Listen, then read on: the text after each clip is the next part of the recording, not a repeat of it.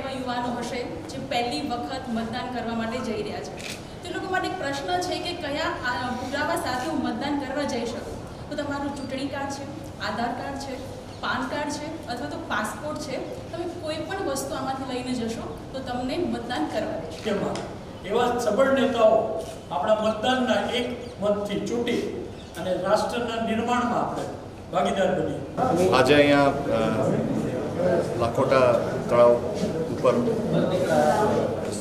જામનગર શહેરના જિલ્લાના તમામ જે સોશિયલ મીડિયા ઇન્ફ્લુએન્સર છે એની એક મીટ રાખવામાં આવેલી હતી.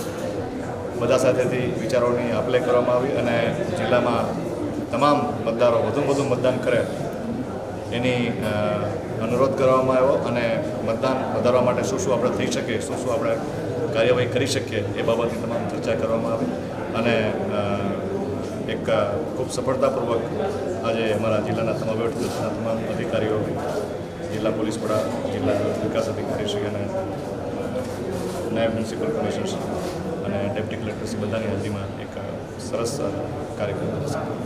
આ મીટનો ઉદ્દેશ એ છે કે આપણા તમામ લોકો અત્યારે જે મતદાન પ્રત્યે જાગૃત રહે, મતદાન બધા અવશ્ય કરે.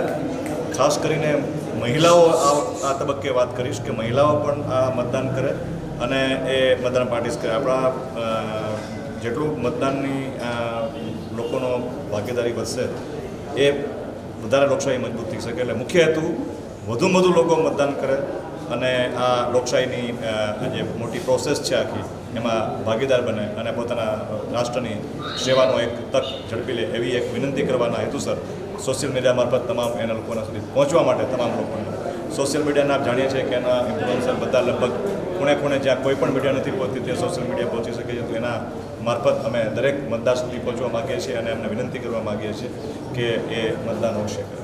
મતદાન ફરીથી કહી દઈશ 7 તારીખ 7/5 અને સવારે 7 થી 6 ભેગી થઈ અને આપણે ખરેખર એક મજબૂત સરકાર સ્થાપી શકીશું, મજબૂત ડેમોક્રેસી સ્થાપી શકીશું અને આપણા દેશને વિકાસમાં ફાળો આપી શકીશું. તો આ બધા જે સોશિયલ ઇન્ફ્લુએન્સર આજે ભેગા થયા અને અત્યારે અહીંયા જે વાત કીધી છે, હું આપનાથી એક નાનકડી શીખ રિક્વેસ્ટ કરું છું કે તમે એવી રીતે તમે સોશિયલ મીડિયા પર બહુ સરસ રીતે તમે લોકો કામ કરી રહ્યા છો. તો આપણે મતદાનના જે રિલેટેડ નાના વિડીયો બનાવીને કે કેવી રીતે આપણે સરસ મતદાન થઈ શકે, કેવી રીતે લોકો વધારે પોલિંગ બૂથ પર જઈ શકે અને મતદાન કરવાથી શું ફાયદો થાય છે. તો આજે તમે અહીંયા જે વાત કરી છે આ વાત તમે સોશિયલ મીડિયા પર નાના વિડીયો બનાવીને પણ કરી શકો. મેઇન જો આપની પાવર છે એ છે કે જો યુવા મતદાર છે અમારા પ્રથમ વખત મતદાન કરવા જઈ રહ્યા છે યા ફિર જો 20 થી 25 18 થી 25 વર્ષના જો મતદાર છે એ આપની શક્તિ છે. ક્યોંકિ આપના જેટલા ફોલોઅર હોય એ આ ઉંમરના હોય છે. તો આપના નાની રીલના મારફત કે બીજા માધ્યમ મારફત આ લોકોને અપીલ કરું કે વધારે સંખ્યામાં બહાર આવે અને આપના મતદાનનો પ્રયોગ કરે.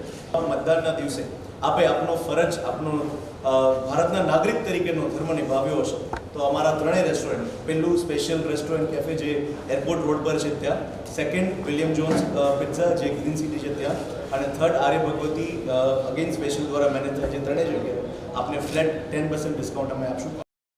તો જ રાષ્ટ્રનો આર્થિક અને ખાસ કરીને હેલ્થ કેર અને વૈશ્વિક સ્તરે આપણો વિકાસ થશે. એટલે આપણો એક મત ઘણું બધું ફેરફાર કરી શકે છે, પરિવારથી કરીને રાષ્ટ્ર સુધી. માટે જ મતદાન જરૂરી છે. મારો એક મત, તમારો એક મત, રાષ્ટ્રનું નિર્માણ. વધુ મતદાન થાય, લોકો વધારાનો સપોર્ટ મળે તો એને એક શક્તિ મળે છે.